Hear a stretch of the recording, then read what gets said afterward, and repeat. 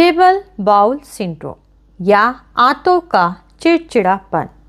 यदि आपका ब्रेन आपकी इंटेस्टाइन्स के साथ सामंजस्य नहीं बैठा पा रहा है, आपका ब्रेन आपकी इंटेस्टाइन्स के साथ ठीक से काम नहीं कर पा रहा है, जिसकी वजह से या तो आपको बार बार लूज मोशन लग जाते हैं, जिसको हम डायरिया प्रीडोमिनेंट आईबीएस भी कहते हैं, या फिर आपको बार बार कब्ज की शिकायत रहती है, आपको मोशन ठीक से नहीं हो पाता है, पेट हमेशा भारी भारी लगता है, जिसको हम कॉन्स्टिपेशन प्रीडोमिनेंट आईबीएस भी कहते हैं, या फिर आपके पेट में हमेशा दर्द बना रहता है, पेट फूला फूला लगता है, जिसमें आपको पेन और ब्लोटिंग रहती है, तब ये सिम्टम्स आपको आईबीएस इरिटेबल बाउल सिंड्रोम की वजह से हो सकते हैं। आज की भागदौड़ वाली ज़िंदगी में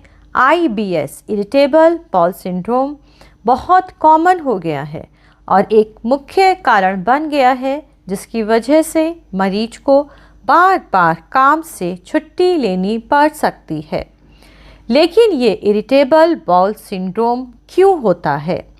तो 50% of the patient of IBS meets a criteria of psychiatric disorder, यानी कि आपको कोई एंजाइटी है, आप डिप्रेशन में रह रहे हैं, आपको पैनिक अटैक्स आते हैं, या फिर आप स्ट्रेस में बहुत ज़्यादा रहते हैं, या कोई भी मानसिक रूप से आपको परेशानी है, तब आपको IBS इरिटेबल बाउल सिंड्रोम के सिम्टम्स आने लगते हैं।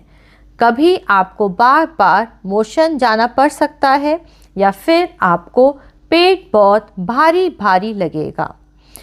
Second is Altered gastrointestinal motility.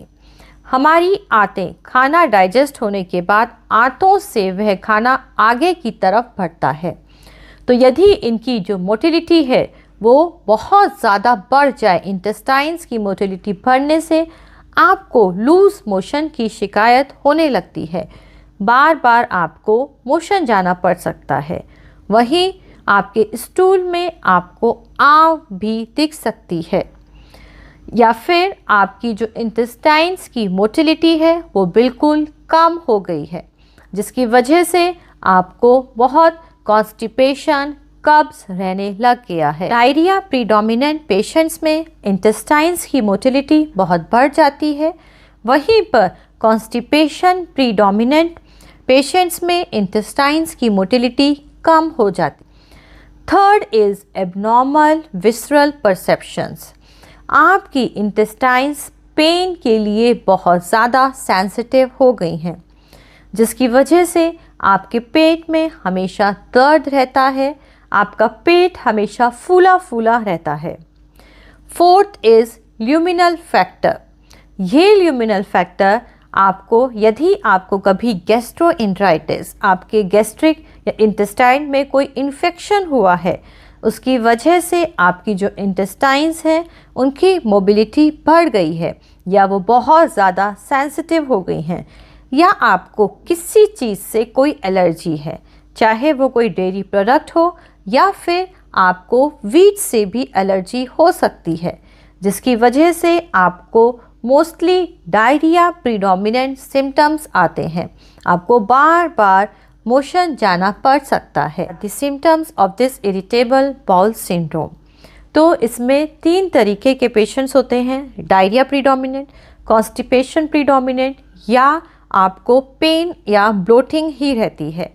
लेकिन अधिकतर जो पेशेंट्स होते हैं वो डायरिया प्रीडोमिनेंट पेशेंट्स ही होते हैं, बार बार मोशन की शिकायत रहती है, या लूज मोशन लग जाते हैं, या फिर आपको स्टूल में आपको म्यूकस आंव आने लगती है, लेकिन इसमें ब्लड नहीं आता है।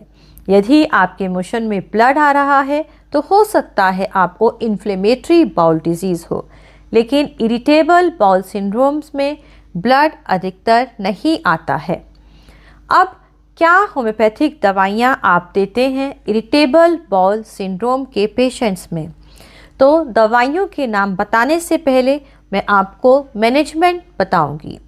तो यदि पेशेंट डायरिया प्रीडोमिनेंट है तो they should avoid legumes and excessive dietary fibre. जिन लोगों को डायरिया की शिकायत रहती है, लूज मोशन की शिकायत रहती है, उन लोगों को बहुत ज़्यादा फाइबर फ्रूट नहीं लेना चाहिए। उसके साथ साथ पीस, लेग्यूम्स जैसे पीस है, मटर है, बीन्स है, ये सब चीज़ें भी अवॉइड करनी चाहिए। और यदि उनको किसी चीज़ से एलर्जी है, चाहे वो डेयरी प्रोडक्ट्स हो या वीट हो, तो वो चीज़ भी उनको अवॉइड करनी चाहिए। Second, patient with constipation predominant IBS should take excessive fibrous diet. जिन लोगों को कॉन्स्टिपेशन की शिकायत रहती है, उनको अपने खाने में फाइबर डाइट ज़्यादा लेनी चाहिए, जैसे पपाया है, एप्पल है, ऑरेंजेस हैं, इस तरीके की चीज़ें, या फिर ग्रीन वेजिटेबल्स हैं, ये चीज़ें वो अपनी डाइट में ज़्यादा लें। थर्ड, पेन एंड ब्लोटिंग वाले पेशेंट्स, ऐसे लोगों को उन चीज़ों को अवॉइड करना चाहिए जो चीज़ें उनको ज़्यादा गैस बनाती हैं। मटर है या बीन्स है, जो सब्जियां ज़्यादा गैस करती हैं, आप उनको अवॉइड करें और पानी खूब पिए। अब what are the homeopathic medicines for IBS?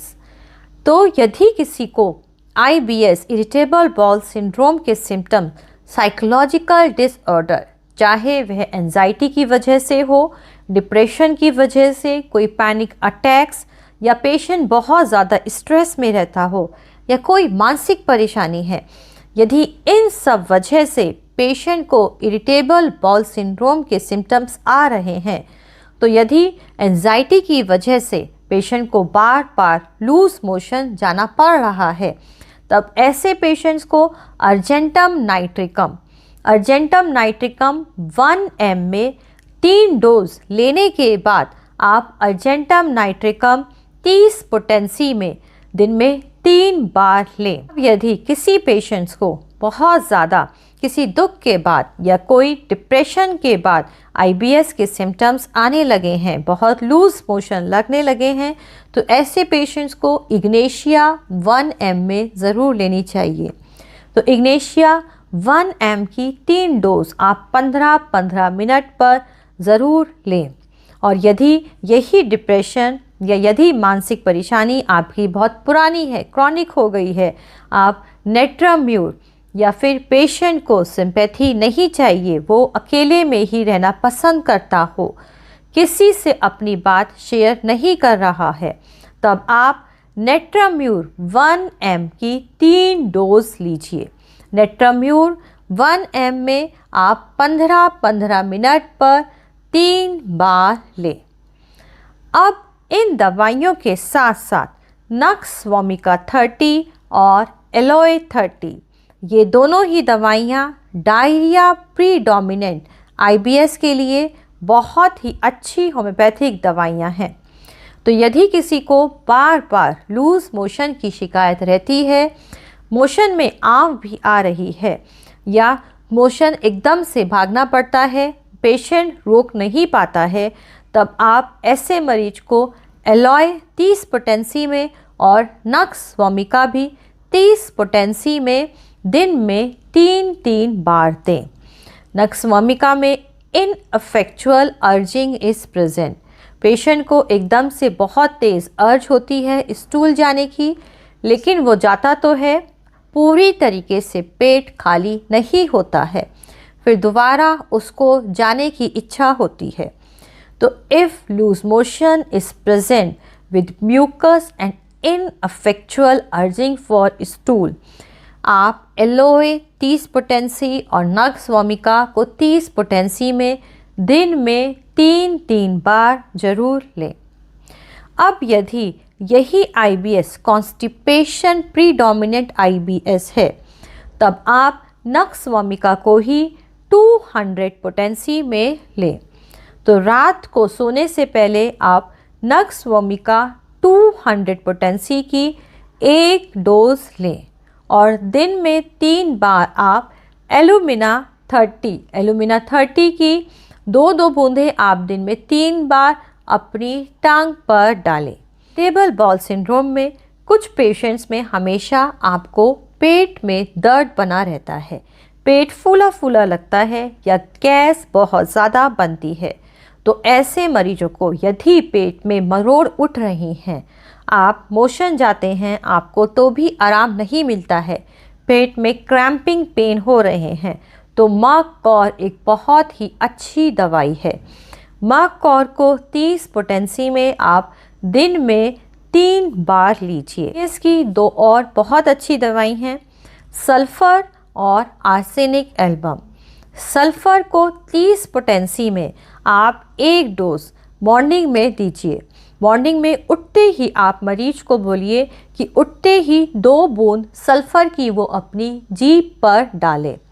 और यदि किसी को इन्फेक्शन है, यदि किसी को बार बार मोशन जाना पड़ता है जिसकी वजह से उसको बहुत ज़्यादा वीकनेस लगती है, लेकिन मोशन बहुत थोड़ा थोड़ा होता है बहुत, या फिर इन्फेक्शन की वजह से बदबू भी आ रही है, तो ऐसे मरीजों में आर्सेनिक एल्बम को ज़रूर देना चाहिए।